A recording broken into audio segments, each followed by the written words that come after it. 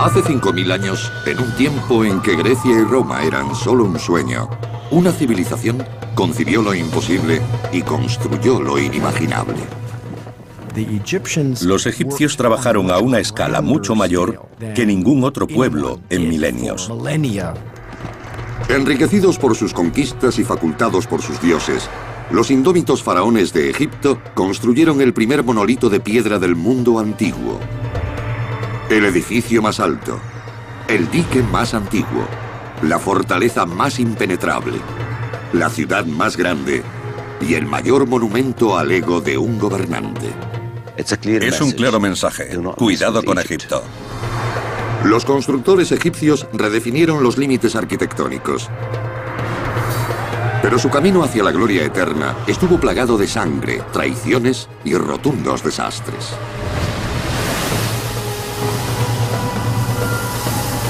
La construcción de un imperio.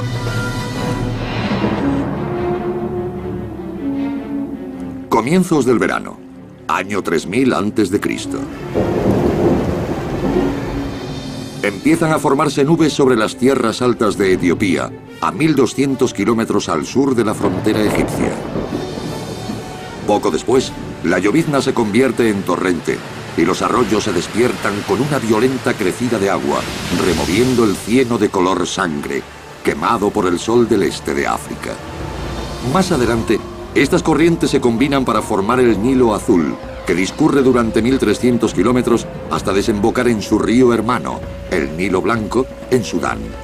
Unidos, discurrirán hacia el norte como el Nilo propiamente dicho, un río en el centro de una civilización en desarrollo. Si la inundación no llegaba a un año, habría hambruna. Nadie podría comer. Todos los egipcios pasarían necesidades. A finales de julio, el Nilo se desborda y ocupa todo el valle, inundando todo a su paso.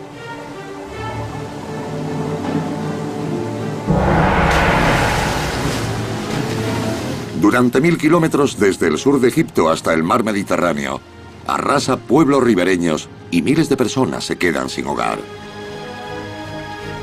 En Egipto, la crecida es un hecho anual, pero una devastación a tal escala es inconcebible. Demasiada agua provoca desastres de proporciones indecibles. Los campos se inundaban y pudrían. Morían muchos niños. Nadie habría podido alimentar a sus familias. Tenemos datos de que en los peores momentos de hambrunas se dieron casos de canibalismo. Un desastre inenarrable. Mientras la inundación arrasa todos los rincones de Egipto, su nueva capital, Menfis, permanece intacta gracias al enorme dique de 15 metros que la rodea. El primer dique de contención de la historia conocida. El artífice del mismo y de la ciudad que protege es Menes, el primer faraón de la primera dinastía. Es un guerrero con una gran pasión por la construcción, y su ejército acaba de unir el Alto y el Bajo Egipto en un gran reino. El primer rey de Egipto habría sido más poderoso que los caciques previos porque tuvo a todo el país bajo su control. El rey era puesto en la tierra por los dioses para instaurar el orden y mantener el correcto funcionamiento del cosmos. Él mantenía a los egipcios, no solo en su vida presente, sino también en la futura. En Menfis, Menes impondría su voluntad sobre la madre naturaleza con la ayuda de una innovadora tecnología. Hola, soy Peter Weller. La inundación descrita ocurrió muchas veces en los 5000 años de historia de Egipto. Los restos arqueológicos del reinado de Menes son vagos, pero sabemos que hizo avances espectaculares para prevenir una crecida de esta magnitud. Sus constructores levantaron una enorme barrera para proteger la ciudad de Menfis de las inundaciones, y ese dique fue supuestamente tan sólido que cambió la dirección del Nilo, garantizando la seguridad de la capital. Pero que hace 5000 años una civilización pudiera hacer algo así es absolutamente asombroso. Hoy, el dique construido por Menes es historia. Pero al este de Memphis perdura otro. Conocido como Sad al-Kafara y fechado en el 2700 a.C., estas ruinas nos dan una idea de las técnicas de construcción de los primeros ingenieros egipcios. Consistía en dos enormes muros de piedra de 10 metros de altura, 4 menos que el dique de Menes. Cada muro medía 25 metros de grosor en su base y 12 en la parte superior. Tierra y piedras sueltas llenaban el espacio intermedio. Hubo que extraer y transportar 100.000 toneladas de piedra para construirla, y aún más para la de Menes. Hace 5.000 años, un proyecto de esta magnitud habría requerido un trabajo y esfuerzo incalculables. Si hoy queremos mover un bloque de piedra de 10 toneladas, enseguida alquilaremos una grúa. Pero hace 200 años no se necesitaba. Y hace 3.000 años tampoco. La gente no pensaba en las máquinas. Pensaban en mano de obra humana.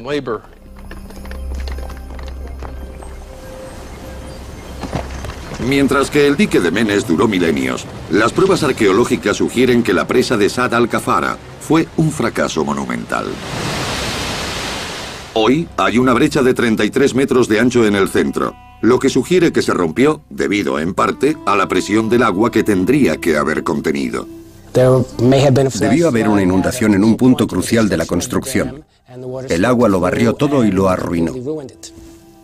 Para los primeros ingenieros egipcios, pioneros en proyectos novedosos, los desastres estructurales formaban parte de la curva de aprendizaje.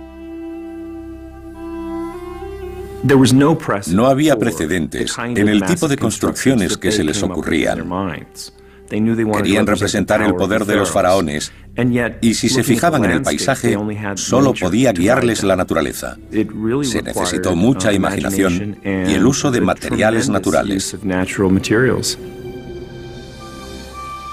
El misterioso faraón Menes fue una figura clave en la transición de Egipto de una coalición tribal de agricultores a una superpotencia regional. Su reinado pudo haber durado 62 años. Terminó de forma abrupta cuando fue atacado por un hipopótamo mientras cazaba. Pero el dique que construyó sobrevivió al último faraón.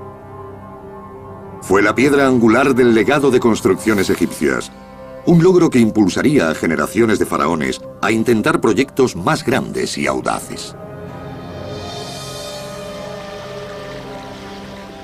Egipto es la encrucijada entre África y Oriente Próximo. La presencia del río Nilo lo convierte en el único país del desierto del Sahara con un aporte natural continuo de agua. Desde que el ser humano se irguió, hace cientos de miles de años, se ha sentido atraído hacia este río. Al principio, las tribus nómadas que emigraban del África subsahariana a Oriente Próximo siguieron el curso del Nilo. Después de la aparición de la agricultura, hacia el 9000 a.C., las tribus de agricultores empezaron a asentarse en sus orillas. Cuando Menes unió los dos reinos bajo una bandera en el 3000 a.C., nació el Imperio Egipcio. Desde entonces el país ha sufrido numerosos dramas humanos, pero el Nilo ha sido la única presencia constante. Y a pesar de las ocasionales riadas catastróficas, es la razón de que el primer imperio del mundo floreciera aquí y no en otro lugar. En los albores del tercer milenio antes de Cristo, cuando las ciudades-estado de Egipto empezaron a fusionarse mediante conquistas, el río, esencial para la supervivencia, asumió un nuevo papel. El de motor de una expansión económica y territorial sin precedentes. Se construyó una red de puertos y canales artificiales para unir territorios remotos e irrigar un entorno, de otro modo, estéril. Enormes barcazas se convirtieron en los autobuses de la época, y los canales formaron el equivalente a una red de autopistas. Los egipcios no tenían que preocuparse de caminos o ruedas porque tenían el Nilo. El río fluía de sur a norte y se podía usar el viento para ir de norte a sur. Después hicieron canales para ir de este a oeste y viceversa. Los ingenieros egipcios fueron grandes constructores de canales de kilómetros y kilómetros de recorrido. Se usaban para transportar todo tipo de cosas, desde personas hasta grano, alimentos o piedras.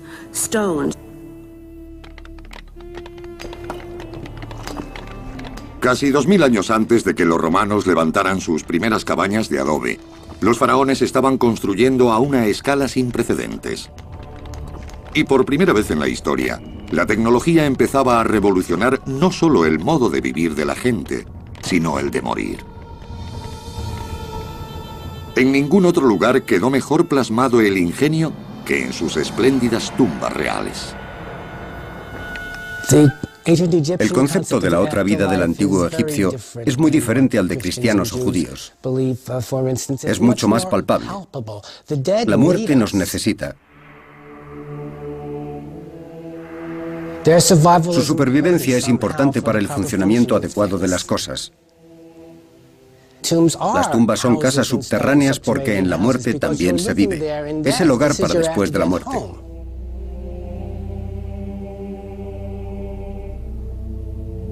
Al principio, las tumbas de los faraones eran sencillas construcciones de adobe llamadas mastabas. Las mastabas constaban de dos elementos principales: una superestructura rectangular sobre el suelo que podía ser visitada por sacerdotes y seres queridos, y una infraestructura de cámaras selladas excavada en el lecho de roca. Estas cámaras albergaban el sarcófago del rey y todos los servicios que necesitaría para la eternidad. Tenían baños y pilas, lugares donde lavarse las manos. Tenían claro que iban a vivir en las zonas subterráneas de la tumba. Las tumbas reales empezaron a ser más sofisticadas y los faraones mandaron construir santuarios separados donde los sacerdotes pudieran adorar a sus espíritus. Este fue el primer paso en la evolución de las tumbas reales desde las sencillas mastabas hasta llegar a los colosales complejos que dominan en la actualidad el desierto occidental de Egipto, las pirámides. Se dice que construyeron más de 100. 80 siguen en pie y contienen suficiente piedra y argamasa para construir un muro de 3 metros de alto por 1,5 de ancho desde Nueva York hasta Los Ángeles. El enorme volumen de piedra que se extrajo de las canteras por todo Egipto y que se trasladó al lugar de la construcción, unido a la organización que debió requerir, es algo que nos resulta inconcebible. Hoy, las pirámides siguen siendo la principal atracción del mundo antiguo, pero no fueron un éxito repentino. Se necesitaron 6 faraones, 4 generaciones de constructores y numerosos desastres para alcanzar unas proporciones tan perfectas. Los constructores de las pirámides comenzaron su búsqueda de la perfección arquitectónica en un lugar llamado Saqqara. En el año 2667 a.C., un joven y emprendedor faraón llamado Zoser ascendió al trono y encargó la primera gran construcción en piedra del mundo. El proyecto de su tumba confirmaría el prestigio de Egipto como la civilización más avanzada del mundo y llevaría a su arquitecto, Imhotep, al panteón de los dioses.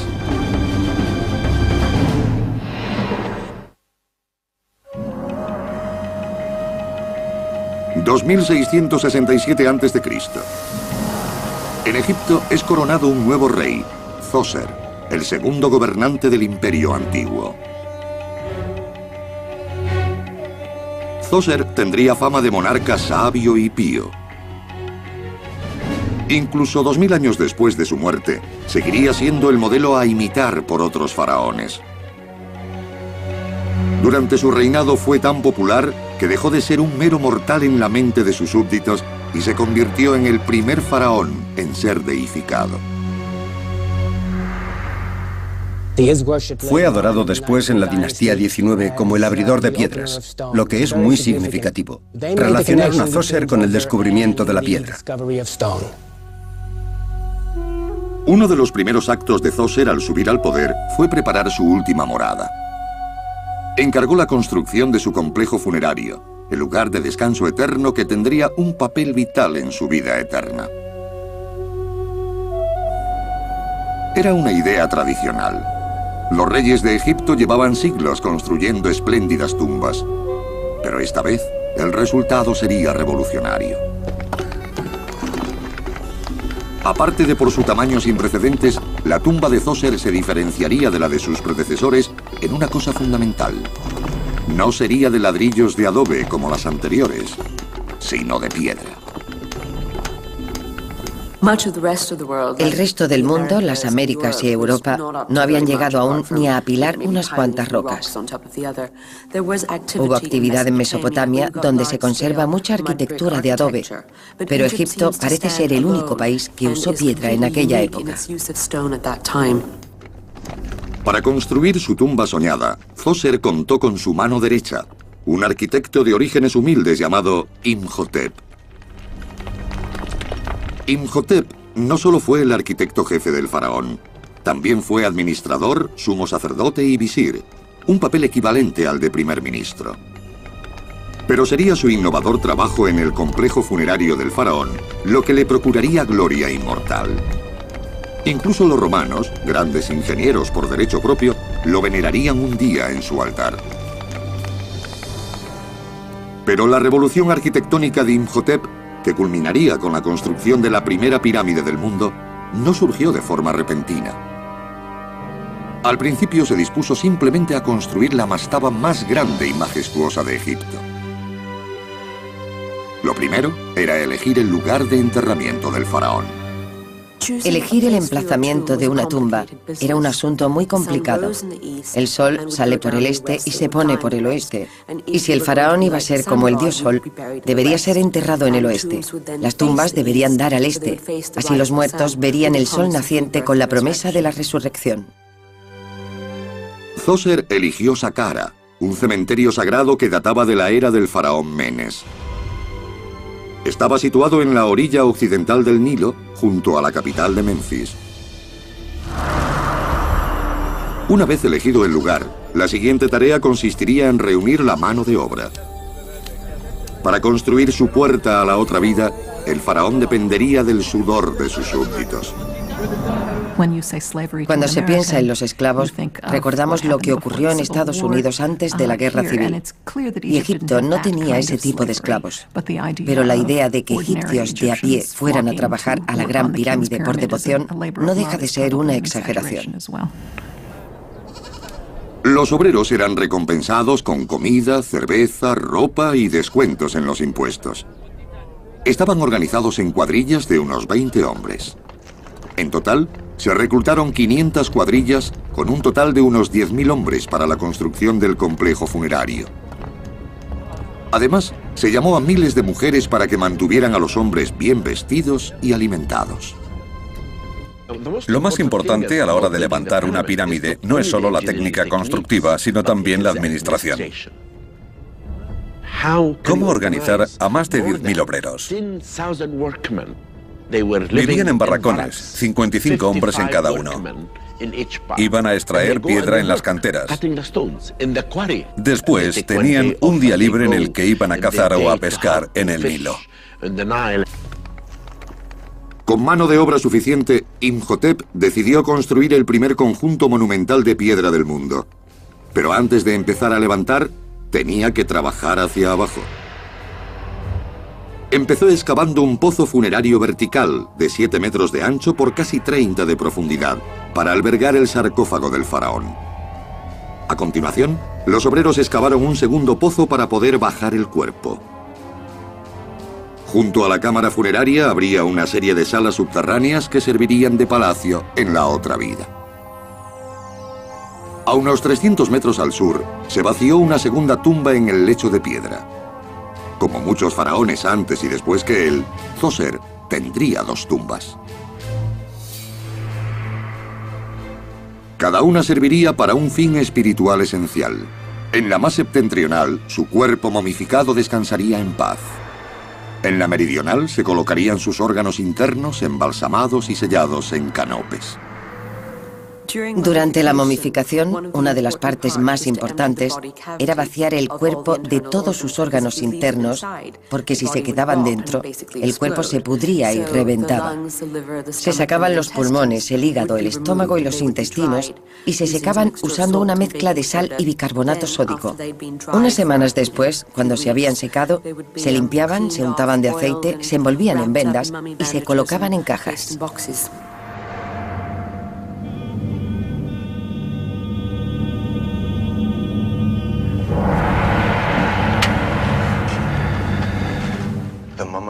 El cuerpo momificado de Zoser está enterrado en este laberinto de túneles bajo la pirámide de Saqqara. Son 6 kilómetros de pasadizos ocultos de miradas curiosas y de turistas. Vean cómo el techo parece que va a desmoronarse de un momento a otro. Cuando Moisés salió de Egipto, este lugar ya llevaba aquí más de 1000 años. El propósito de muchos de estos túneles sigue siendo un misterio. Algunos pudieron haber servido para disuadir o confundir a los ladrones de tumbas. Otros quizá fueran obra de los propios profanadores. Pero como casi nadie ha bajado hasta aquí, nunca sabes qué vas a encontrarte a la vuelta de la esquina. Como un pasadizo secreto o una escalera. Es muy fácil confundirse. Por ejemplo, si se llega a un cruce y se toma a la derecha en vez de a la izquierda, se puede uno perder fácilmente. Ahora estoy muy cerca de la cámara donde está enterrado Zoser, pero delante hay una serie de salas que servirán como palacio funerario. En ellas estarían los objetos que Zoser se llevó con él a la otra vida o las momias de sus parientes. Esto es increíble. Llevo descendidos cientos de metros y me encuentro con esta cámara debajo del lecho de roca que probablemente alberga los huesos de un pariente de Zoser.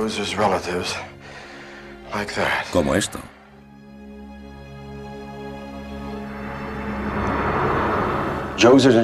Los ingenieros del faraón construyeron decenas de salas como esta para su palacio de la otra vida. Una vez aquí abajo podemos tropezarnos con trozos de vendas de momia, cerámica de 5000 años de antigüedad, o con esto, un muro decorado con bellos esmaltes de aguamarina. O estos jeroglíficos también conservados que parecen tallados ayer.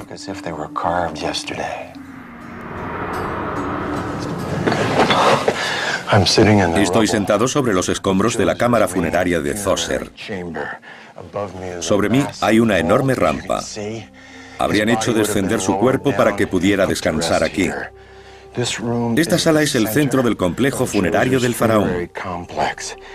En su día fue soportado por estas vigas fenicias, del actual Líbano, y tienen unos 4600 años de antigüedad.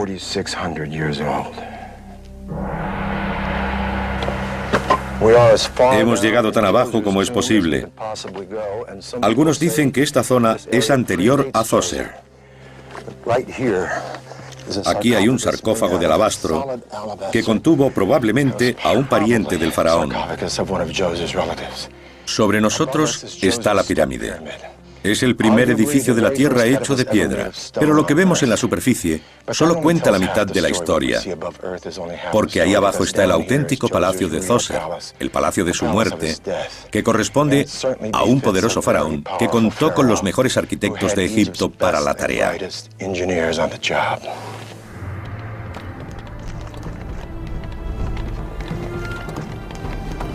Mientras continuaban las obras en la infraestructura del complejo, Imhotep se centró en la superestructura que lo aislaría para siempre del mundo exterior. Con montañas vírgenes de piedra caliza y mano de obra a su disposición, Imhotep avanzó, cruzando los dedos, hacia una frontera inexplorada.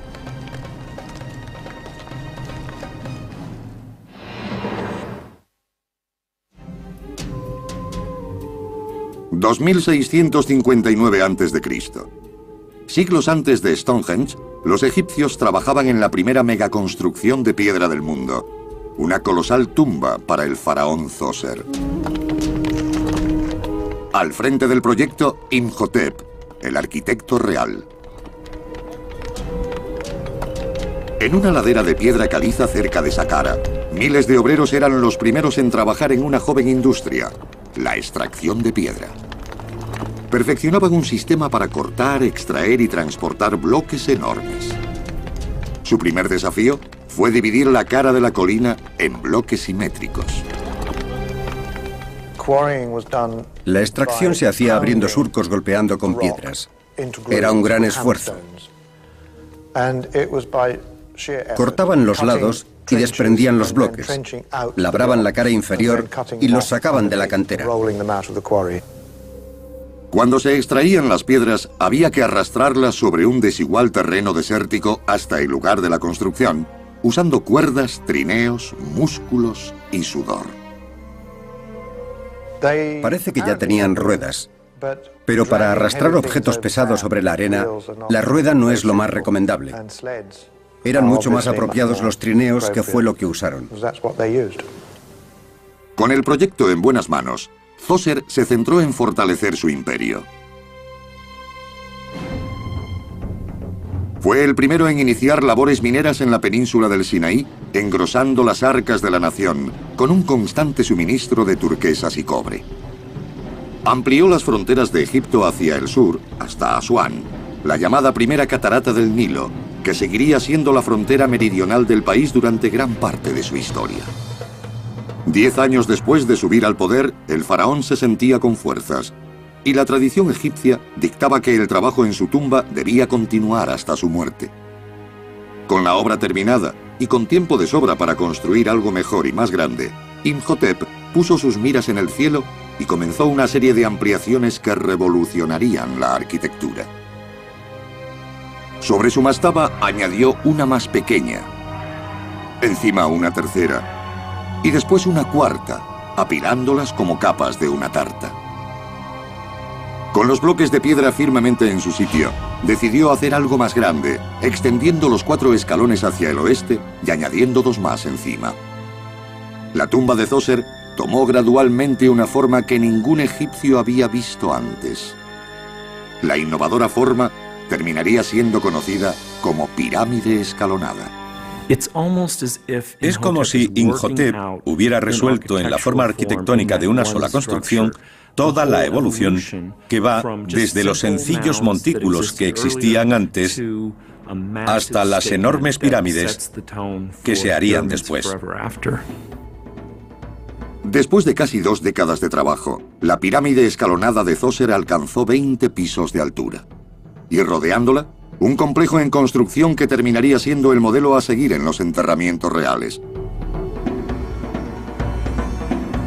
Al norte se construyó un pequeño palacio. Junto a él 2 casas ceremoniales representando el Bajo y el Alto Egipto. Alrededor del complejo, mayor que un estadio de fútbol, un enorme muro de piedra caliza que alcanzaba 3 pisos de altura.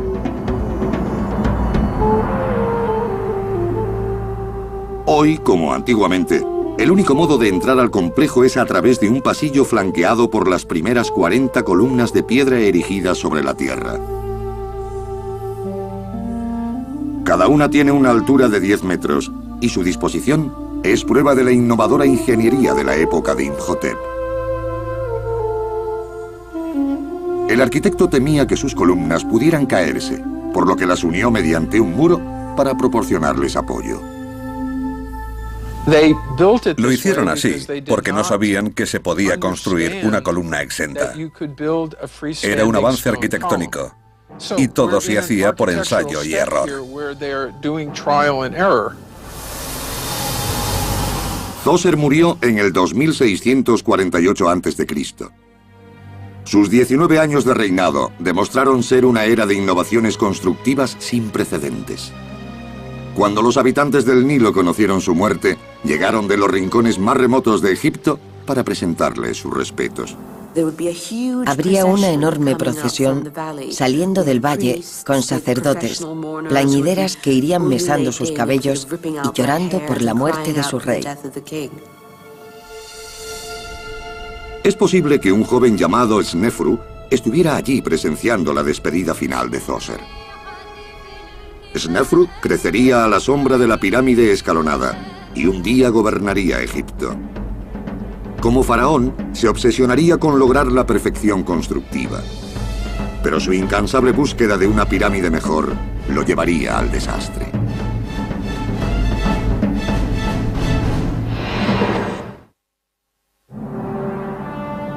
(2613 a.C.) 35 años después de la muerte de Zoser, un faraón llamado Snefru sube al trono y funda la cuarta dinastía de Egipto. Es hijo del faraón anterior, Juni.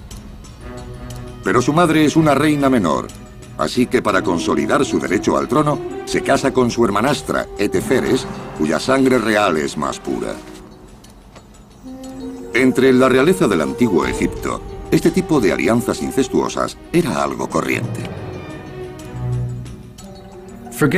No solo hermanastras, los faraones se casaban con hermanas de sangre, y la razón se remonta a la mitología egipcia. Los dioses se casaban entre ellos. Osiris e Isis son hermanos. Casándose con su hermana, el rey actuaba como un dios. Con su vista puesta en el estatus divino, Snefru despliega sus encantos para asegurarse la buena voluntad de sus súbditos. Se dirige a los campesinos como amigos míos o hermanos míos. Y para trascender la sombra proyectada por el reinado de Zoser, Snefru se embarca en la búsqueda de una perfección arquitectónica que lo convertiría en leyenda.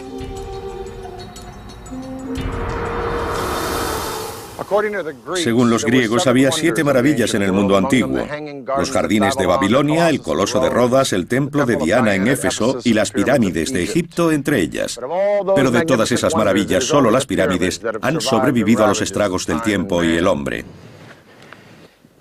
El reinado de Snefru proporcionó el vínculo esencial entre la pirámide escalonada de Zoser, innovadora pero primitiva, y la gran pirámide de Keops en Giza, 3 generaciones después, considerada el culmen de la construcción de pirámides. Fue Snefru quien solucionó los problemas de un largo proceso de ensayos y errores y convirtió la arquitectura de las pirámides en un arte. Snefru financió estos enormes proyectos saqueando a sus vecinos de Nubia, Libia y la península del Sinaí. Y entre sus súbditos se ganó el título de azote de los bárbaros y selló su reputación como uno de los faraones más formidables de la historia de Egipto. El primer desafío de Snefru llegó en Meidum, un lugar sagrado de enterramiento al sur de Saqqara. Allí, las ruinas de su pirámide parcialmente derrumbada aún dominan el paisaje desértico.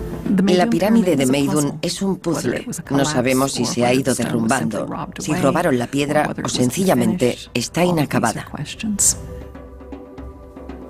Meidum representa un momento crucial en la construcción de pirámides. Su núcleo lo formaban 8 escalones ascendentes en ángulo cerrado. Snefru ordenó a sus constructores rellenar esos escalones de arriba a abajo. Después, puso un revestimiento de piedra blanca pulida, dando a la estructura el aspecto liso que buscaba. Snefru no quería escaleras, quería un ascensor. Tenía en mente un diseño abstracto en el que él se viera impulsado hacia el cielo, que es lo que hace la pirámide. Materializó la cosa más inmaterial del mundo, los rayos del sol, la luz. La extrema transformación de la pirámide fue un éxito, pero bajo su brillante fachada había un problema. Contemplando la pirámide podemos ver una especie de franjas. Esas bandas representan las pulidas superficies exteriores de las 2 pirámides escalonadas internas. Esas no experimentan fricción y cuando se construye algo sobre ellas, al empezar a resbalar, no tiene dónde agarrarse. Hoy, 4.600 años después de su construcción, los signos de destrucción de la pirámide de Meidum son claramente visibles. Solo permanecen intactos 3 de los 8 escalones originales, y el revestimiento externo añadido después por Snefru yace en un enorme montículo a sus pies. ¿Podría ser esta la prueba de un derrumbamiento catastrófico? No creo que la teoría del derrumbamiento de la pirámide de Meidum sea cierta, porque en el Imperio Nuevo tenemos pruebas de un hombre que visitó la pirámide y habló de su esplendor. Si se hubiera derrumbado en el Imperio Antiguo, nunca podría haber hablado de ella. Pero lo que Snefru hizo a continuación corrobora la teoría del derrumbamiento. En su segunda década como faraón, abandonó la pirámide de Meidum y empezó de nuevo en Dashur, un trozo virgen de desierto a tiro de piedra de Saqqara. Allí, sus arquitectos se dispusieron a levantar la primera pirámide auténtica. Pero mientras trabajaban, estuvieron a punto de sufrir otro desastre.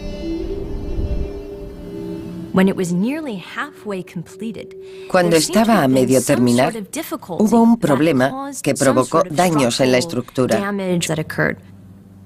En las cámaras internas de la pirámide hay grietas estructurales.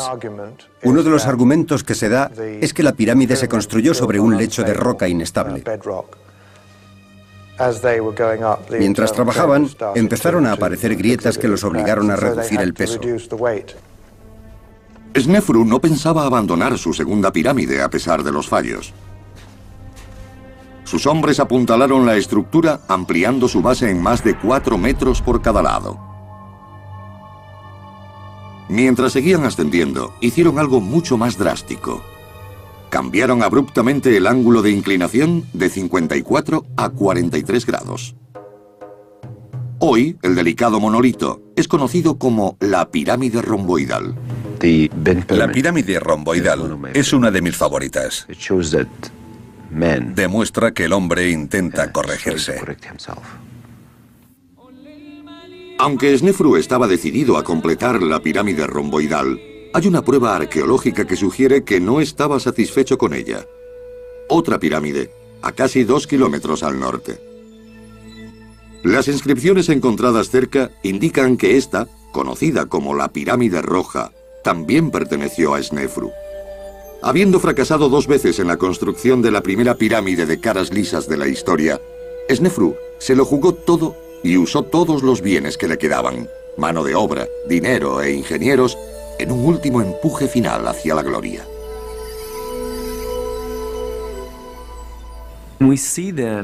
Hizo todo lo que pudo por crear esta forma ideal.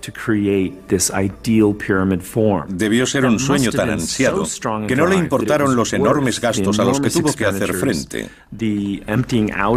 Vació las arcas reales y usó numerosa mano de obra para extraer piedra de las canteras y levantar esos monumentos enormes.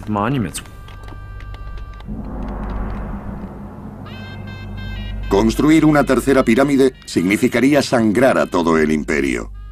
Pero Snefru, siempre astuto político, sabía cómo venderse a sí mismo y a su obsesión. Snefru era un genio de las relaciones públicas. Fue el primer rey en usar su nombre personal en vez del nombre con el que subió al trono. Se humilló para conquistar, por decirlo así. Se hizo accesible para ser más grande, más famoso y más divino.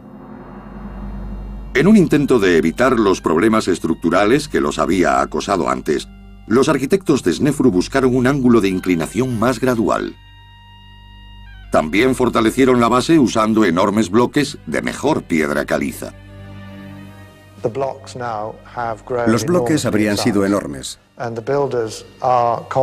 Los constructores confiaban en poder colocar enormes bloques de piedra con un peso de varias toneladas en vez de los más pequeños que fueron usados en la pirámide escalonada. Para arrastrar cada piedra a su lugar, un grupo de 20 hombres tiraban de un trineo de madera por una rampa de adobe, roca y escombros. Se iba echando agua delante de los hombres para reducir la fricción. 4.600 años después, continúa el debate sobre la construcción de esas rampas de adobe. Hay 3 teorías. La primera dice que se construyó una enorme rampa recta en un lado de la pirámide. La segunda, que había un sistema de rampas en espiral que la rodeaban. Y la tercera teoría asume una combinación de las 2 anteriores. Nunca se encontrarán pruebas de esta rampa alrededor de la pirámide. Todo el mundo tiene una teoría, pero no podemos decir al 100% cómo fue. Tras colocar los enormes bloques y el ápice, se dispuso un revestimiento exterior de piedra caliza blanca de gran calidad. Empezaron desde la cima hacia abajo, puliendo las piedras con cinceles de cobre. El acabado del revestimiento exterior de las pirámides debió ser un trabajo de gran destreza. Podemos saber lo que debió ser la pirámide de Dashur viendo la pirámide romboidal desde abajo. El revestimiento liso sigue manteniendo toda su delicadeza. Es como mirar una lámina de vidrio. Costó 3 intentos y varias décadas, pero al final la búsqueda de la perfección de Snefru triunfó. La pirámide roja a mi espalda es la primera auténtica construida. Sus arquitectos no solo supieron erigir un monumento de paredes lisas y simétricas, también dominaron el proceso de construir grandes cámaras en su interior. A las cámaras de la pirámide de Snefru solo se puede acceder a través de una abertura a 30 metros de altura en su cara norte. Al final de un largo pasillo que desciende hasta ras de suelo, el espacio se abre en la primera de 3 habitaciones, construida para albergar los restos de Snefru y todos sus tesoros inmortales. Construir una cámara así de grande dentro de la estructura de una pirámide fue todo un logro, por la presión ejercida por millones de toneladas de piedra. Para dispersar esa presión, a los constructores se les ocurrió una innovación muy ingeniosa: el techo abovedado con ménsulas. Fueron haciendo escalones cada 10 centímetros y construyeron una especie de pirámide invertida en el techo de la cámara funeraria. En lo alto se llega a un punto estrecho que podía salvarse fácilmente. La cámara enterrada en la pirámide roja es la cámara funeraria, un espacio con un techo de 15 metros de altura. En 1950 se descubrieron aquí los huesos de un hombre de mediana edad, pero sin inscripción que lo identificara, por lo que no sabemos quién fue. Algunos egiptólogos creen que eran los huesos del mismo Snefru. Otros dicen que el faraón fue enterrado en la pirámide romboidal porque ésta tiene un complejo funerario más completo alrededor. Lo cierto es que no sabemos qué fue de Snefru, y es un misterio que puede que nunca se resuelva. Las 3 décadas de reinado de Snefru terminaron hacia el 2589 a.C., pero sus monumentos funerarios le aseguraron su inmortalidad. Las excavaciones en Dashur han revelado que incluso 2000 años después de su muerte, se dejaban ofrendas de incienso en su memoria. El hijo y sucesor de Snefru, Keops, construiría sobre las bases de su padre y crearía la pirámide más grande y perfecta jamás construida, la Gran Pirámide de Giza.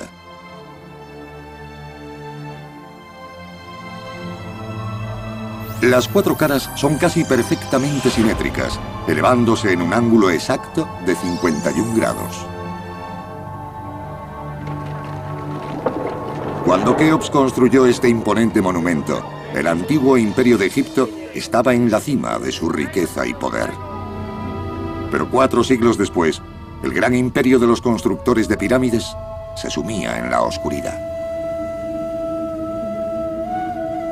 En los siglos XXII y XXI a.C., la sequía, la hambruna y el caos consumen al país, hasta que una nueva estirpe de faraones emerge desde el sur, decidida a recuperar la gloria perdida de Egipto. Sus implacables campañas militares extenderían las fronteras del imperio más lejos que nunca y dejarían un rastro de sangre, miedo e impenetrables fortificaciones que renovarían el dominio absoluto de Egipto.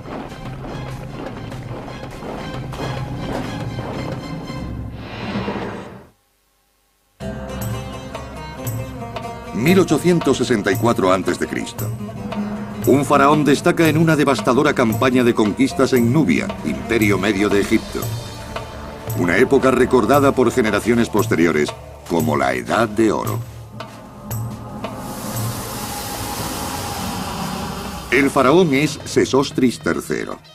Su objetivo es triple: asegurar la frontera del sur de Egipto, controlar las rutas comerciales en Nubia y saquear todo el oro que puedan cargar sus tropas. Nubia fue muy importante para los egipcios porque era una fuente de oro. y el oro era vital para ellos. El camino al oro pasaba por un grupo de guerreros nubios.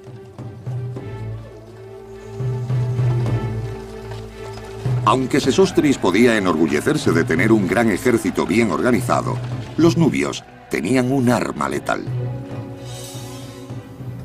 Los nubios eran conocidos incluso en la Edad Media por ser expertos arqueros. Los invasores árabes les llamaban tiradores de pupila. Podían disparar a los ojos de los jinetes atacantes. Los soldados nubios representaban un obstáculo formidable. Pero para Sesostris, una figura inquietante de imponente altura y presencia, el fracaso no era una opción. En muchos casos, no se puede decir nada sobre la personalidad o naturaleza de un rey. Pero Sesostris es una excepción porque se conservan muchos retratos de él totalmente diferentes a los que se hicieron de otros reyes anteriores. Los retratos de Sesostris lo muestran arrogante, triste o conmovido. Es muy humano. La experiencia lo ha cambiado. Es un faraón con personalidad. Tiene profundidad en el rostro. Muestra pena, preocupación y madurez. Su cara refleja su preocupación por el pueblo de Egipto. Como pronto experimentarían los nubios, el amor del faraón por su pueblo no se extendía a sus enemigos. Su ejército arrasó Nubia, apoderándose de tesoros y territorios, y dejando un rastro de muerte y destrucción. En un monumento a su reinado de terror, Sesostris alardeó abiertamente de quemar las cosechas de sus enemigos, de matar a sus hombres, esclavizar a mujeres y niños y envenenar sus pozos. Llegó como un general romano. Él decía: aquel que proteja mis fronteras será considerado hijo mío. Habrá nacido de mí. Pero el que no proteja mis fronteras, el que no las defienda, no será hijo mío. No habrá nacido de mí. Es un mensaje muy directo. Mientras su ejército se dirigía al sur, Sesostris salpicó el valle del Nilo de superfortalezas que guardaría la frontera nubia y exhibirían la fuerza y superioridad de Egipto. Se construyó hace más de 3.700 años, en una época en la que se desconocía el término arquitectura militar. En la antigüedad, el ejército vivía en chozas.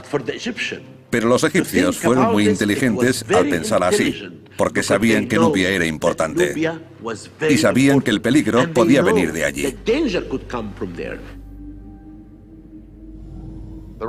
Los restos de las fortalezas construidas por Sesostris han llegado bien al siglo XXI. Son un testimonio de la destreza de sus arquitectos y siguen ahí, pero hay un problema que impide verlas. Todas están en el fondo de este lago infestado de cocodrilos. Este es el lago Nasser, una creación artificial que se formó con la construcción de la presa de Asuán en los años 60. Tiene casi 600 kilómetros de largo y más de 120 metros de profundidad, y los últimos vestigios de las fortalezas del Imperio Medio ahí debajo.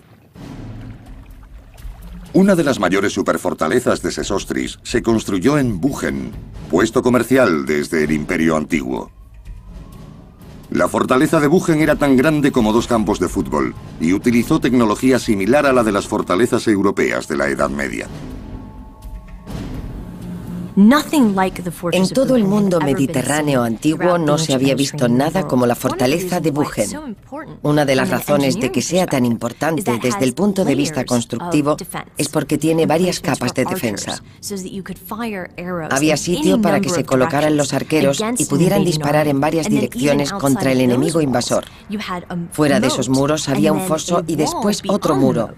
El enemigo que intentara atacar la fortaleza tendría que escalar esas murallas, entrar en el foso, quedar expuesto a los arqueros de los muros exteriores y superar 2 murallas antes de alcanzar el interior de la fortaleza.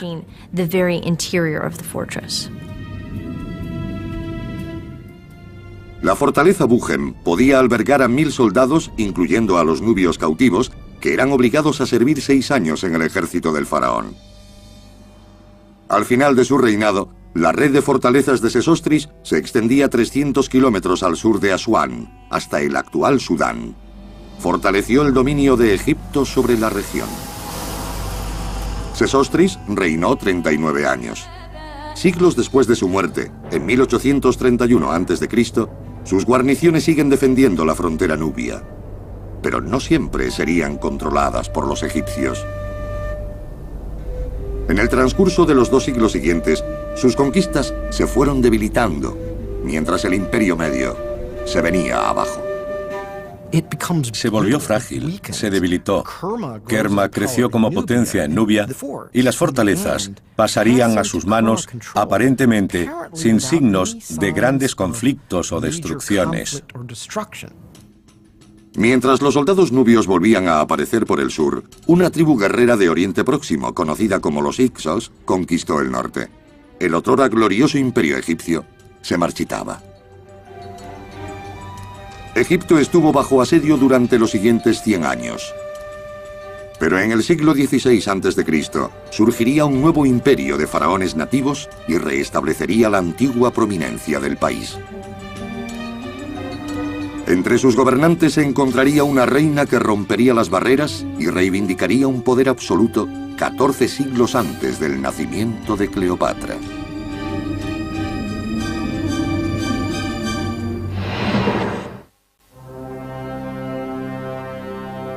(1479 a.C.) La muerte del faraón Tutmosis II dejó un vacío de poder en el palacio real.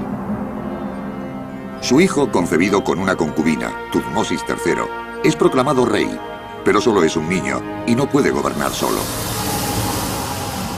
La reina viuda, Hatshepsut, interviene para ocupar su puesto. Se convierte en la corregente del niño, pero gobierna como un faraón. Hatshepsut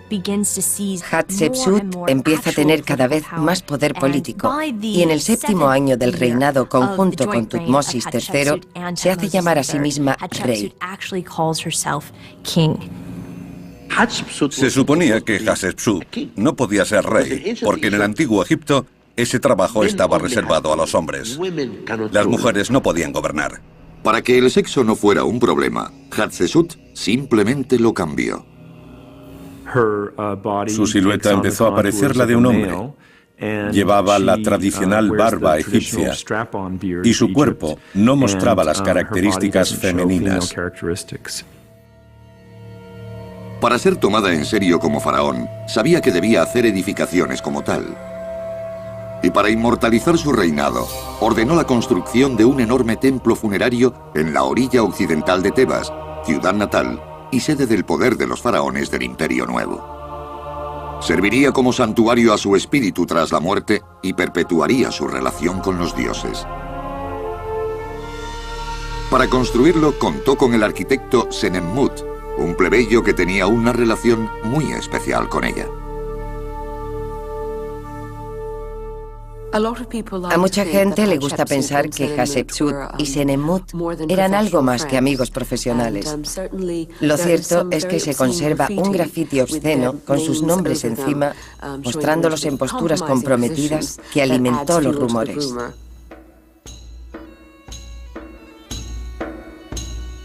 Además de su talento amatorio, Senemmut demostraría ser un arquitecto magistral. El templo de Hatshepsut en Deir el-Bahari es la prueba perdurable de su genio y un testimonio de su amor eterno. Lo hizo movido por amor, no por servicio a la reina. Lo hizo para su amada Hatshepsut. Por eso el templo es único. Es diferente a cualquier otro de Egipto. Hoy, el templo está rodeado de un árido desierto. Pero en la antigüedad, jardines y estanques lo habrían convertido en uno de los monumentos más espléndidos del mundo.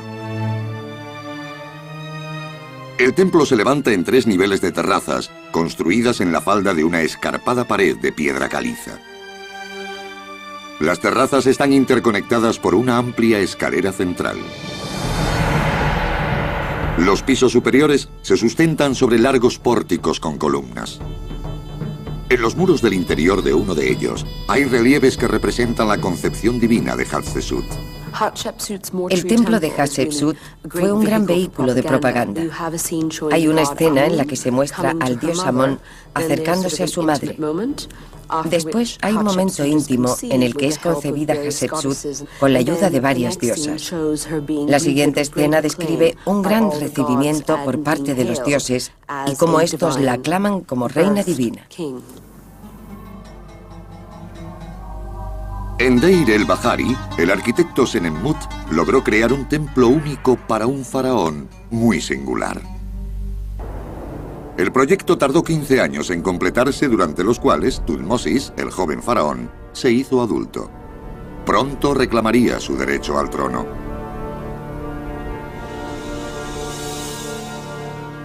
Para conservar su poder, Hatshepsut lanzaría una campaña de relaciones públicas que recordará a sus súbditos que ella descendía de un dios. Ordenó construir una serie de imponentes monumentos para hacer llegar su mensaje. Obeliscos que anunciaban su vínculo con su divino padre, Amon-Ra. La forma de un obelisco es muy sencilla. Es una torre de piedra de 4 caras, alta y sólida, con una punta en forma de pirámide de una sola pieza y decorada de arriba a abajo con relieves. Puede que a primera vista no parezca una proeza, pero teniendo en cuenta la época, es uno de los más asombrosos y artísticos logros constructivos de todos los tiempos. La historia de los obeliscos comenzó en la antigua cantera de granito de Asuán, a casi 200 kilómetros al sur de Tebas. De aquí salieron la mayoría de los obeliscos egipcios y aún queda uno inacabado, labrado en 3 caras. Con más de 41 metros de altura y un peso de 1.100 toneladas, estoy en lo que habría sido el obelisco más grande del mundo si se hubiera terminado. Fue abandonado cuando se rompió, pero hoy sigue proporcionándonos una idea de cómo se hacían. Los obreros golpeaban el granito usando bolas de dolerita como esta. La dolerita es más dura que el granito, por lo que a base de fuerza y tiempo acaba desconchándose. Para cortar un obelisco de este tamaño, los expertos calculan que se habrían necesitado 130 hombres trabajando un año entero. Imagínese golpeando todo un año de su vida para que se fracture y tenga que abandonarlo. En algo sí hubo suerte, no tuvieron que moverlo. Cuando el obelisco salía de su base de granito, el siguiente paso era transportarlo, a menudo cientos de kilómetros, hasta su destino final. Para hacerlo, los egipcios recurrían al Nilo y aprovechaban su crecida anual. El problema de transportar grandes bloques de piedra, estatuas y obeliscos habría sido que desplazaban gran cantidad de agua y en ciertos puntos del Nilo los barcos podrían haber embarrancado. Era preferible mover estos enormes bloques de piedra solo durante la estación de las inundaciones, cuando la crecida del Nilo proporcionaba mucha más profundidad. Cuando el obelisco llegaba a su destino, se enfrentaban al último y más importante de los obstáculos: levantarlo. ¿Cómo lo hacían? Sigue siendo un misterio. Pero hay una teoría preponderante sobre el proceso. Primero, instalarían una base de granito lo bastante resistente para soportar el peso del obelisco. A continuación, la rodearían de unas paredes y el hueco se llenaría de arena. En 2 lados se levantarían rampas de adobe. Usando cuerdas y una serie de trineos situados debajo del obelisco, los obreros lo irían subiendo por una rampa y descendiendo por la otra hasta que se clavara en la arena.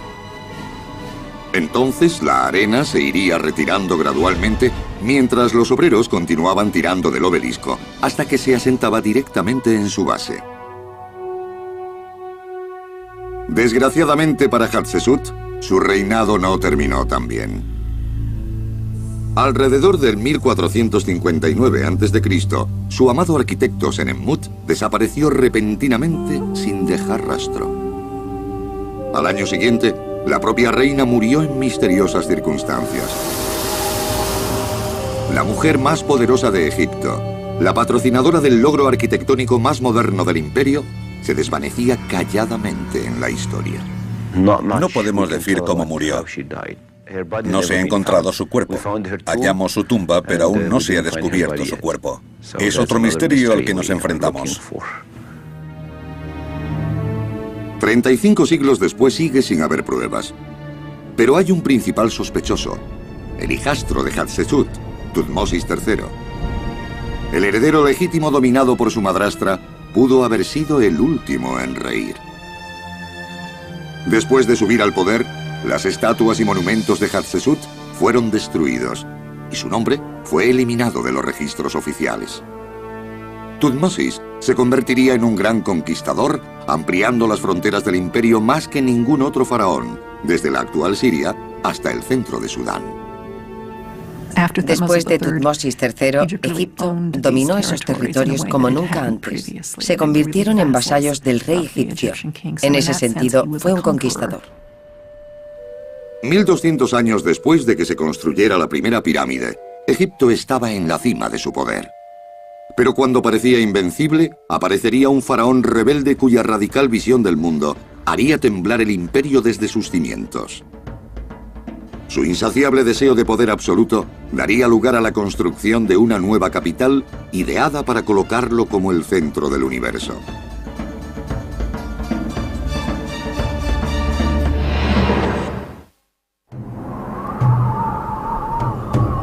Tebas, 1352 a.C. El templo de Karnak, el epicentro de la sociedad egipcia, tiene una actividad febril. Su amado faraón, Amenofis III, ha muerto, y su hijo, Amenofis IV, se convierte en el hombre más poderoso sobre la tierra. Al poco tiempo, el nuevo faraón empieza a dar señales de que su reinado será diferente. El nombre Amenofis significa Amón está satisfecho. Con el auge del nuevo imperio y la prominencia de Tebas como capital de Egipto, Amón es elevado a rey de dioses. Los sacerdotes de Amón, establecidos aquí en el templo de Karnak, controlan 1/3 de la riqueza de todo el país y en lo referente a religión tienen la última palabra. Pero el nuevo faraón Amenofis IV no está dispuesto a que algo escape a su poder. Y así comienza la clásica lucha entre iglesia y Estado. Había varios dioses asociados con Amón y uno de ellos era Ra, la fuerza espiritual invisible del sol. El disco del sol y sus rayos. Lo que se podía ver era un dios llamado Atón. Amenofis desarrolló una religión en torno a este dios secundario que hasta ese momento había tenido un papel menor, pero que gracias al nuevo faraón cobraba protagonismo. Durante un viaje al norte, en el 5º año de su reinado, Amenofis llegó a una zona de árido desierto protegida por altos riscos. Allí, Atón le habló y le dijo que fue donde empezó la creación. Conmovido por su encuentro espiritual, el faraón cambió su nombre por el de Akenatón, el sirviente de Atón, y decidió abandonar la capital de Egipto, Tebas, la actual Luxor, y construir una nueva ciudad en este lugar virgen a 290 kilómetros de distancia. Es como si el presidente de Estados Unidos cerrara el Capitolio, se marchara a Texas e instalara allí la nueva capital. Podemos imaginar lo que les pasaría a los habitantes de Washington. Eso mismo le sucedió a la gente de Luxor. De repente empezaron a perder sus trabajos y tenían que seguir a Akenatón a un nuevo lugar. El faraón rebelde llamó a su nueva ciudad Aketatón, el horizonte de Atón. Hoy es conocida como Amarna y conserva pocos vestigios de las enormes edificaciones que la convirtieron en la gran metrópolis que fue hace más de 3.300 años. Akenatón quiso construir la ciudad inmediatamente para poder trasladarse cuanto antes. Su impaciencia hizo que sus arquitectos tuvieran que inventar un nuevo modo de construir más rápido. Respondieron con una idea innovadora: pequeños bloques de piedra caliza cortados a tamaño estándar que podían ser transportados fácilmente. Los bloques, llamados talatat por los arqueólogos, fueron los precursores de los modernos materiales prefabricados de construcción. Los Talatat fueron muy útiles porque resultaba muy rápido construir con ellos. No se necesitaban muchos obreros para mover un solo bloque de piedra. Es más fácil tener a muchos llevando un bloque cada uno, como si fueran ladrillos. El diseño de la ciudad fue igualmente innovador. Amarna cubriría 62 kilómetros cuadrados, con 12 kilómetros a lo largo de la orilla oriental del Nilo y 5 de anchura. Su trazado irradiaba desde la tumba real como los rayos del sol emanan del espíritu del faraón. Un amplio camino real discurriría paralelo al río, uniendo la ciudad central con los palacios y templos del faraón. Llegó a un lugar intacto, totalmente virgen, y estableció su ciudad. Por eso es único. Aketatón fue quizá la primera y más importante ciudad planificada del mundo. La nueva ciudad de Akenatón se levantó a una velocidad sin precedentes.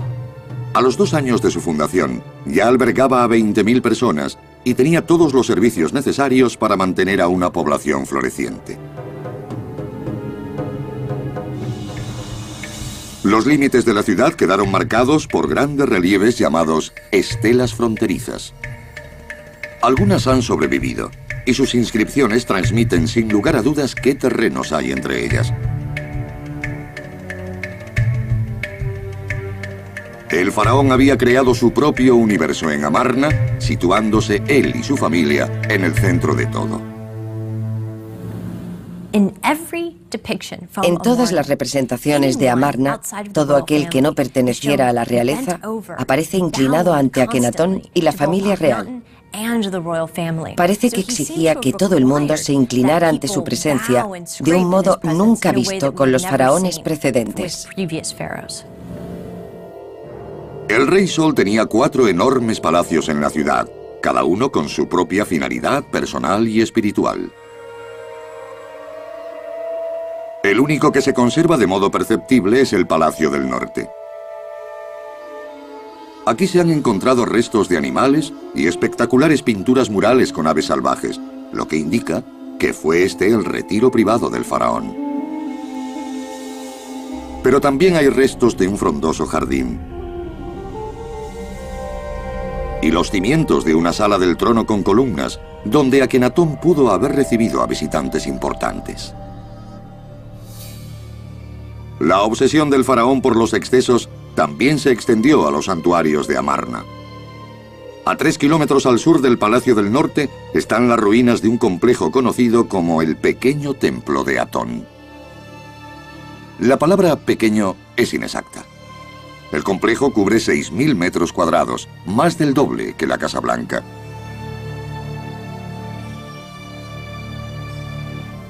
El templo está rodeado por un recinto amurallado de ladrillos de adobe. En el interior había 3 patios separados por altas puertas llamadas pilonos. En la religión egipcia, los pilonos se asocian con las 2 montañas del horizonte. El dios sale y entra del templo a través de los pilonos, como el disco solar sale y se pone por las colinas del horizonte. Tras el primer pilono del templo, había un patio con una serie de mesas de ofrendas y una rampa que ascendía a un altar de ladrillo. Detrás del siguiente había otro patio con una casa para el sacerdote. Pasado el tercero estaba el corazón del templo, donde habitaba el espíritu de Atón. Los arqueólogos creen que el pequeño templo de Atón pudo haber servido como santuario permanente del espíritu de Akenatón. Pero el tiránico faraón no sería adorado muerto como lo había sido en vida. En la segunda década de su reinado, comenzó a perder su poder absoluto. Parece que Akenatón empezó a centrarse cada vez más en su religión y fue abandonando las responsabilidades de Estado. Ignoró lo que ocurría más allá de las fronteras de su ciudad. El imperio egipcio se redujo porque los mandatarios de otras regiones de Oriente Próximo empezaron a ocuparlo. Se desconocen muchos detalles sobre los últimos años de Akenatón. Pero hay un dato innegable. Su misteriosa muerte en el 1336 a.C., cuando debía estar en la treintena, desató una ola de odio reprimido entre sus antiguos súbditos. Derribaron sus estatuas y las enterraron, destrozadas. En el interior de la tumba de Meri Ra, el sumo sacerdote del faraón, las paredes están cubiertas con escenas de la vida durante el reinado autocrático de Akenatón. La imagen más elocuente es la del faraón conduciendo un carro con la cabeza y el cuerpo arañados. Aunque era tarde para castigar al faraón en vida, seguía habiendo tiempo para destrozarlo después de muerto. Destruir la imagen de un muerto es un acto horrible para la mentalidad egipcia, porque termina con la posibilidad de que el alma regrese a su morada eterna. Sabemos que fue lo más brutal que se podía hacer a una persona tras su muerte. Después de anular su espíritu, los súbditos de Akenatón abandonaron la ciudad. Pocos años después de la muerte del faraón, Amarna parecía una ciudad fantasma del salvaje oeste. El poder pasó al hijo de 9 años de Akenatón, Tutankamón. El rey Tut ansiaba distanciarse de su padre, por lo que reinstauró el poder supremo del dios Amón, cambió su nombre por el de Tutankamón y volvió a trasladar la capital a Tebas. Allí, los faraones que le siguieron construirían las tumbas más asombrosas de la historia de Egipto y las llenarían de los tesoros más valiosos jamás reunidos. Estas tumbas siguen enclavadas entre las colinas y riscos del cementerio más famoso del mundo, el Valle de los Reyes.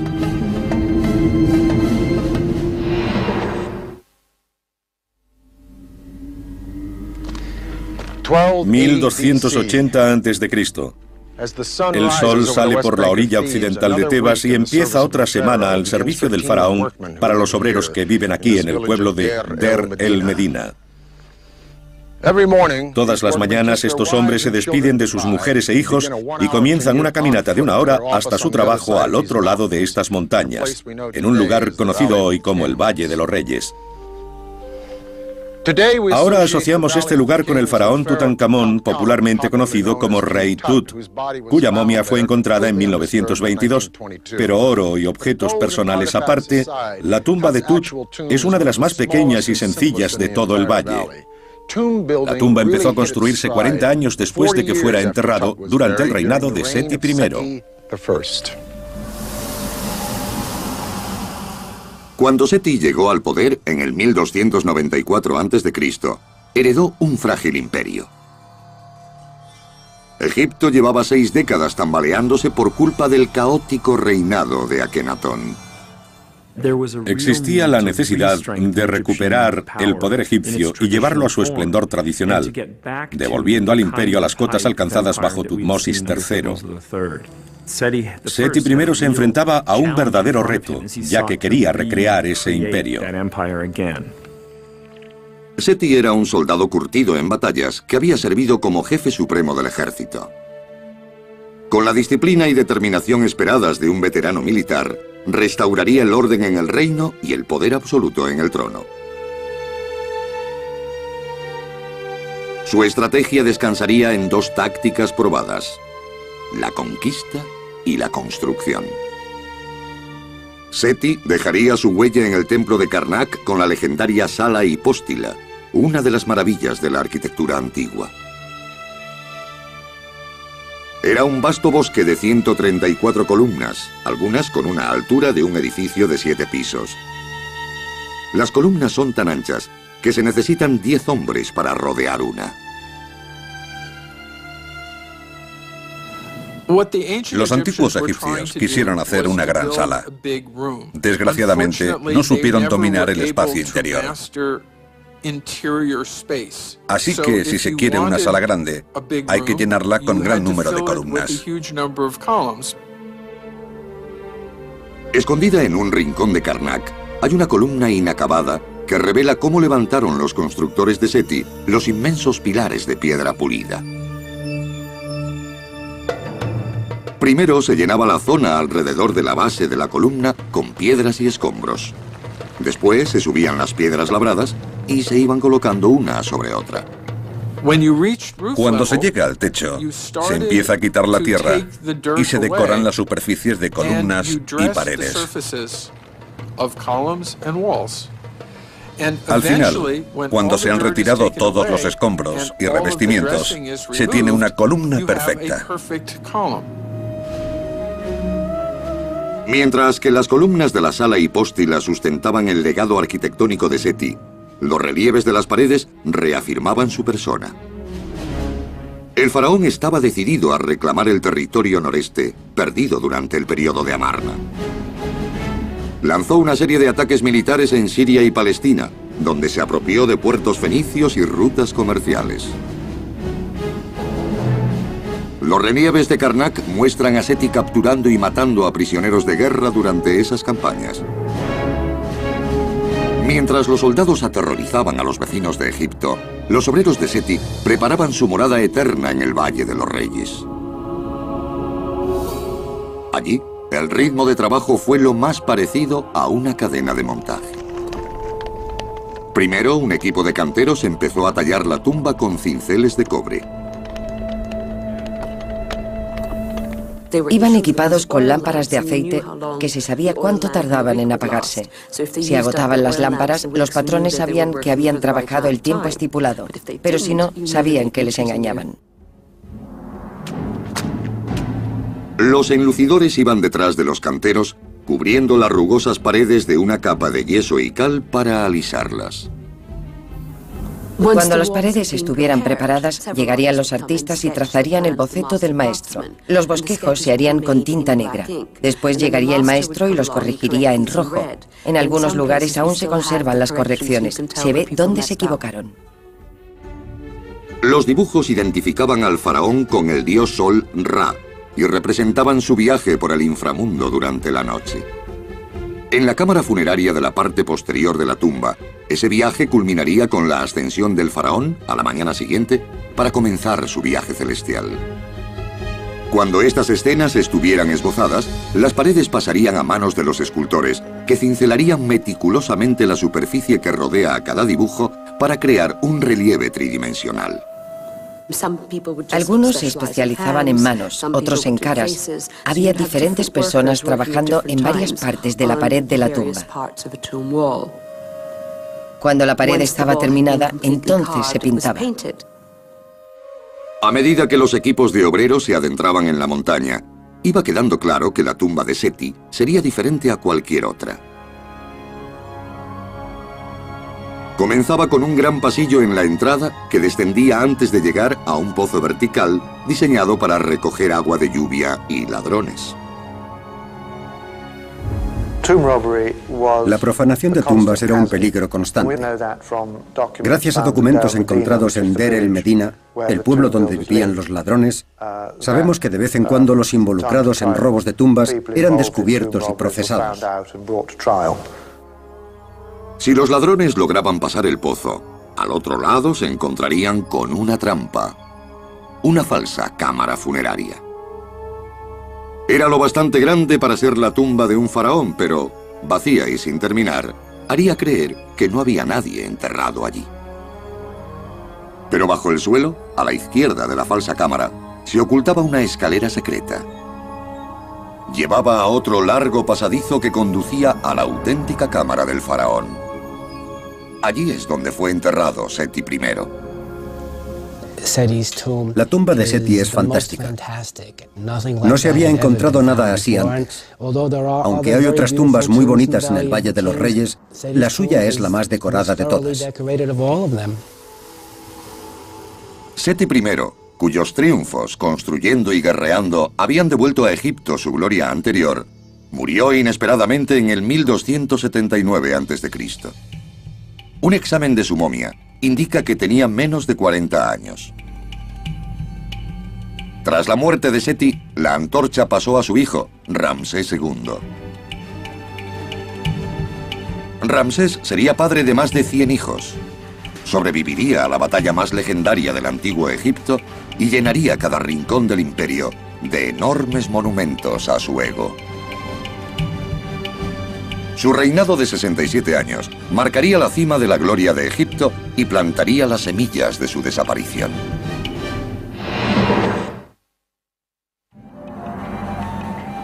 ...1964 de nuestra era.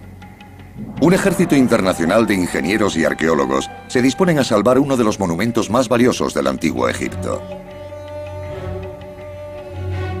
El lugar es Abu Simbel, en el extremo sur del país, donde dos enormes templos construidos durante el reinado de Ramsés el Grande corren peligro de quedar sumergidos bajo las aguas del lago Nasser. El nuevo lago se ha formado por la construcción de la presa de Asuán a 200 kilómetros aguas abajo. Empresas de 5 países inician una carrera contrarreloj para desmontar los templos y trasladarlos pieza a pieza a un lugar más elevado. Primero, los ingenieros cortan los templos en bloques que se puedan mover y los transportan a un nuevo lugar, 60 metros más arriba y 200 más atrás. Allí se vuelven a montar los bloques contra 2 montañas artificiales de hormigón reforzado. Tras 4 años de trabajo y 3.200 de existencia, los templos de Abu Simbel tienen un nuevo emplazamiento. Fue un milagro. Una mezcla de cooperación, de ingenio, combinando la ingeniería del pasado y la del presente. Los templos de Abu Simbel de Ramsés II y su reina Nefertari fueron los mayores logros arquitectónicos del mejor faraón de la historia de Egipto. Se labraron directamente en la cara de una ladera virgen. Es como imaginar el monte Rushmore con una enorme iglesia tallada dentro de la montaña detrás de las cabezas presidenciales. Ramsés gobernó en el siglo XIII a.C. y en ese momento los egipcios ya llevaban tallando piedra 1500 años. Lo habían convertido en toda una ciencia, pero si cabía alguna duda de que la ciencia se puede convertir en arte, esta es la respuesta. Este templo es perfecto, una escultura monumental que demuestra lo que es posible cuando se combinan el arte y la ingeniería con un poco de ego. Con un reinado de casi 7 décadas, Ramsés II fue el faraón de faraones. Desde la infancia, todas las esperanzas de su dinastía recayeron en él, y fue tratado con una reverencia normalmente reservada a los mismos dioses. Su estatus de figura excepcional de Egipto lo convirtió en el soltero más codiciado del reino, y en marido. A los 21 años tenía 21 hijos, y al menos 17 mujeres. En el transcurso de su vida, llegaría a tener 110 hijos y probablemente otras tantas hijas. ¿Por qué tantos? Eso formaba parte de su virilidad. El faraón era considerado un toro y el toro es el símbolo de la sexualidad masculina.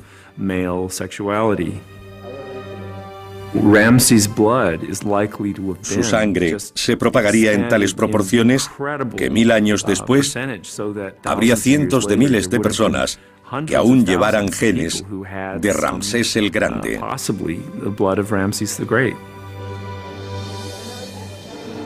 Ramsés destacó en el amor y en la guerra. Durante siglos, Egipto se había visto envuelto en luchas por el control de puertos y rutas comerciales en Oriente Próximo.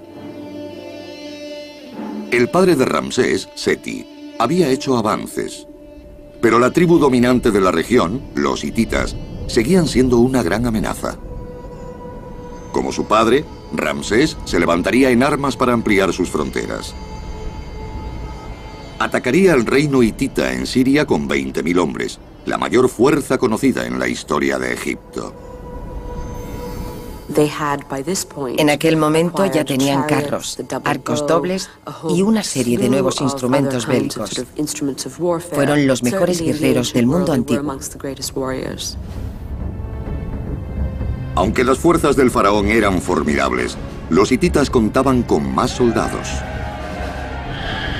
Pero a pesar de ser superados en número, Ramsés luchó hasta dejar la partida en tablas y regresó como un héroe. Se tallaron relieves para conmemorar la valentía del faraón en las paredes de numerosos edificios, incluido su gran templo de Abu Simbel. La construcción comenzó hacia el 1269 a.C., en el 10º año de su reinado. Sus arquitectos emplearon un proceso similar a la construcción de las tumbas del Valle de los Reyes.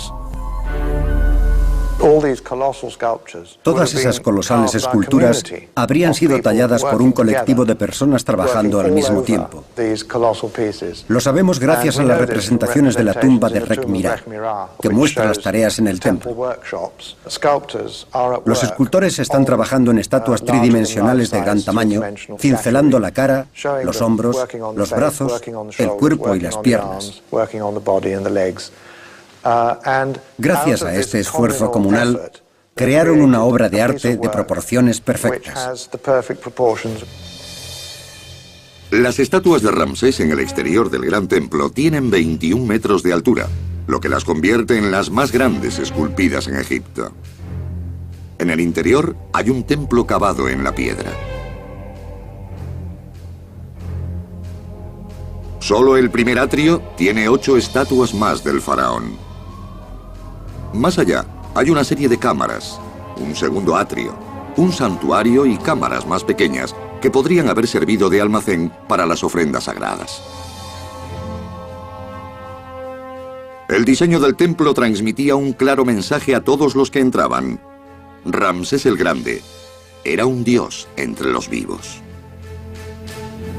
Ramsés es representado no solo adorando a los dioses, sino adorando una imagen de sí mismo deificado.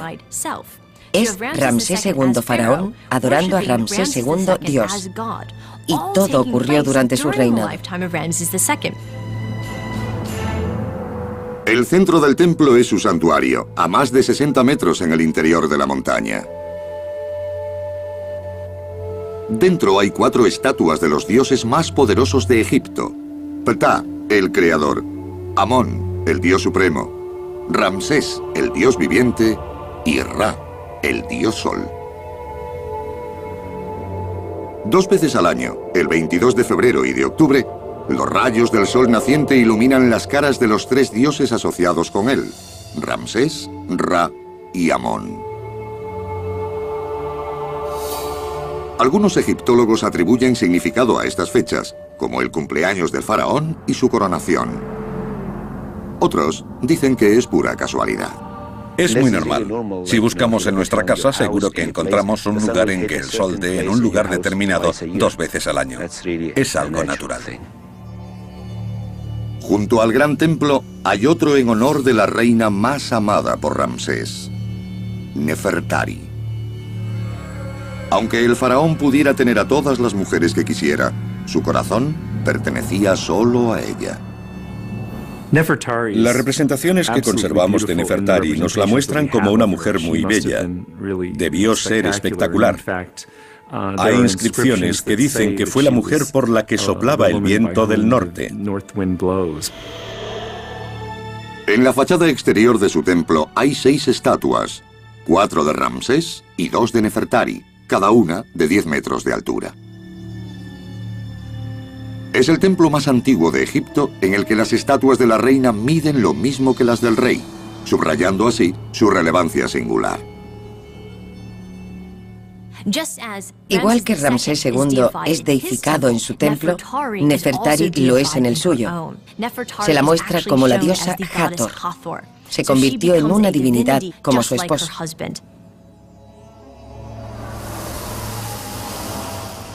Durante el reinado de Ramsés II, los templos de Abu Simbel sirvieron de recordatorio a los viajeros de que en el horizonte había un poderoso imperio.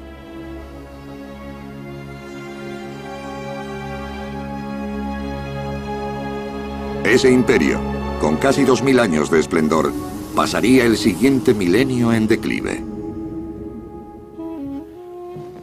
Pocos siglos después de la muerte de Ramsés II en 1212, el Imperio Nuevo caía víctima de las mismas circunstancias que destruyeron los anteriores: debilidad del liderazgo y depresión económica.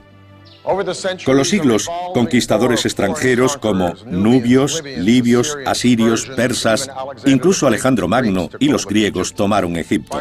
Finalmente, con el suicidio de la legendaria Cleopatra VII y la entrada de Octavio César con las legiones de Roma, se puso fin al antiguo Egipto.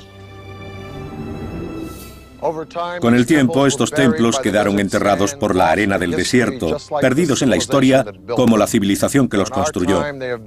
Pero hoy los hemos hecho renacer para que vuelvan a proclamar, orgullosos, el poder e ingenio del primer imperio del mundo.